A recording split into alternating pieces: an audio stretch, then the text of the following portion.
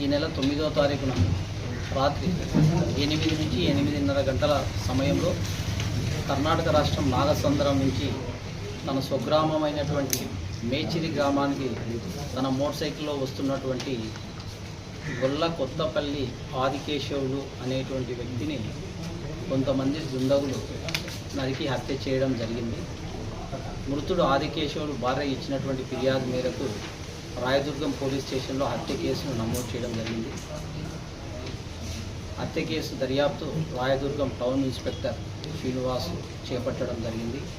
ఈ యొక్క దర్యాప్తులో ప్రాథమిక సాక్ష్యాధారాలను సేకరించిన తర్వాత ఈ హత్య కేసులో ప్రమేయం ఉన్నటువంటి నిందితులు 10 మందిని కాపు చంద్రశేఖర్ రెడ్డి మరియు అతని అనుచరులు 9 మందిని అరెస్ట్ చేసి ఈరోజు కోర్టులో రిమాండ్ నిమిత్తం హాజరుపరుస్తున్నాం. ఈ యొక్క హత్యకు ప్రధాన కారణము ఆ గ్రామంలో 1.5 సంవత్సరం కిందట గడ్డివాము విషయంలో 2 వర్గాల వారు కొట్లాడుకోవడం, అప్పటి నుంచి ఉన్నటువంటి మనస్పర్ధలు ఇటీవల ఒక ఆలయ ప్రవేశంలో పూజారులను తిరిగి ప్రవేశించడానికి ఈ యొక్క మృతుడు ఆదికేశవులు సహాయం చేసినాడని చెప్పి దాన్ని మనసులో పెట్టుకొని ఆ 2 కారణాలతో నిందితులు ఈ యొక్క మృతుడు ఆదికేశవులను హత్య చేయడం జరిగింది.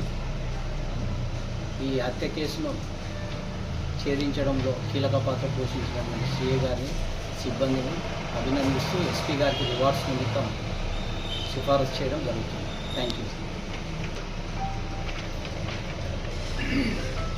1.5 సంవత్సరంలో గడ్డివాము విషయంలో ఇరు వర్గాలకి మనస్పర్ధలు ఏర్పడినాయి.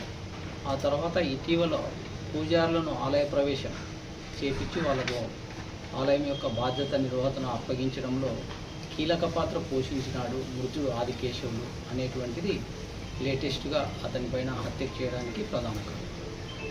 యాక్చువల్గా ప్రధాన నిందితుడు కేశవరెడ్డి భూ వివాదం అని చెప్పి పబ్లిక్ అనుకుంటున్నారు సార్. దానిపైన విచారణ చేసి కేశవరెడ్డి భూ వివాదానికి ఈ హత్యకు ఎలాంటి సంబంధం లేదు. కేశవరెడ్డి సూత్రధారి, అతనే A1 ముద్దాయి, దీంట్లో అతనే హత్య చేసింది. ఓకే.